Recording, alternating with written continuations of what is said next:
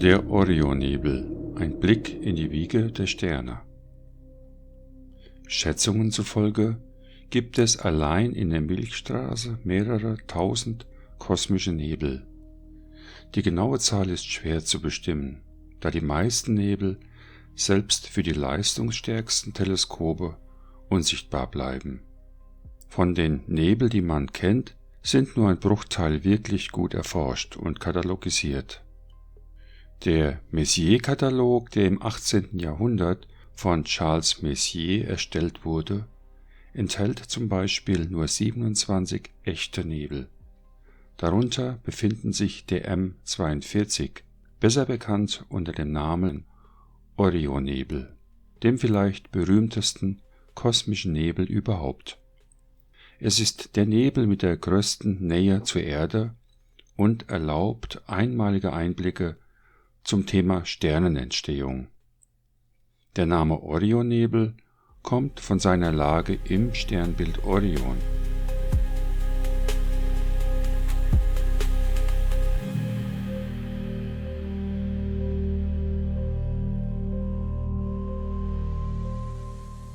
Der Orionnebel besteht aus einer Wolke aus Gas und Staub, die durch eine starke UV-Strahlung ionisiert wird und deshalb leuchtet. Nebel dieser Kategorie heißen Emissionsnebel.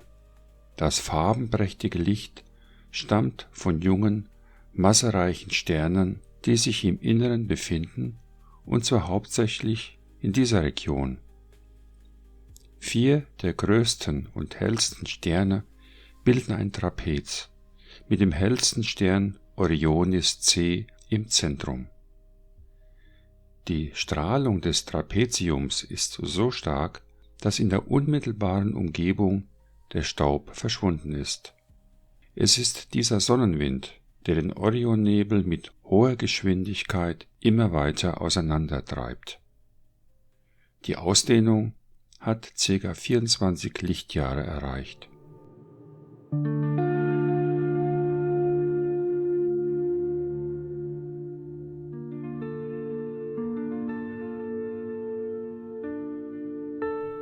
Hier oben links ist ein Gebilde zu sehen, das als eigener Nebel anzusehen ist und die Bezeichnung Demiransnebel M43 trägt.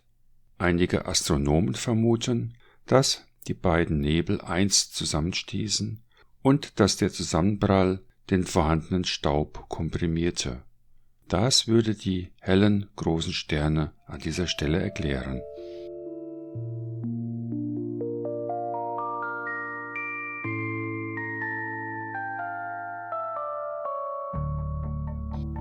Der Orionnebel ist ein großes Sternenentstehungsgebiet.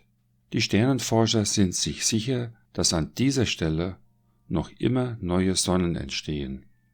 Sie können deren Geburt sogar beobachten, was damit zu tun hat, dass sich das Ganze in nur 1344 Lichtjahre von der Erde entfernt abspielt.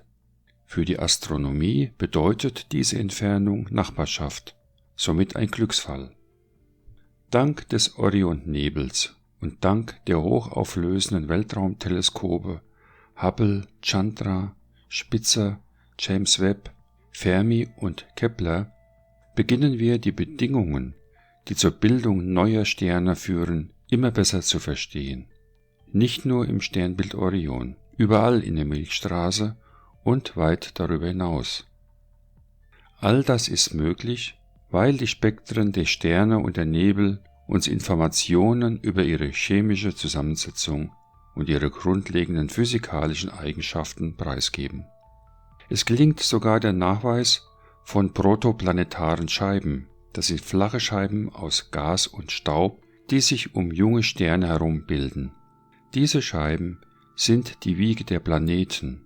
Ihre Entdeckung ist ein Meilenstein, mit deren Hilfe die Entstehung von Planetensystemen im Allgemeinen erklärt werden kann.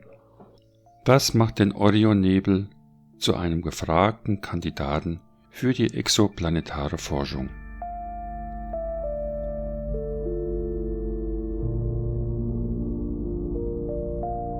Angenommen, Astronauten könnten sich in den Orionnebel auf einen der jungen Planeten beamen. Was würden sie beim Blick in den Orionhimmel sehen? Die Astronauten würden von leuchtenden, bunten Gaswolken umgeben sein, die in verschiedenen Farben schimmern. Der Nebel selbst strahlt aufgrund der Ionisation des Wasserstoffs hauptsächlich in Rot, dazwischen Blau und Grün. Diese leuchtenden Regionen würden sicherlich eine außergewöhnlich starke visuelle Präsenz haben. Auf der anderen Seite würde es keine sternenklare, tiefdunkle Nacht geben. Die Augen der Astronauten könnten nur einige wenige Sterne am Himmel ausmachen. Die Milchstraße wäre unsichtbar. Schon bald würden sich die Menschen nach dem nächtlichen Sternenhimmel auf der Erde sehnen.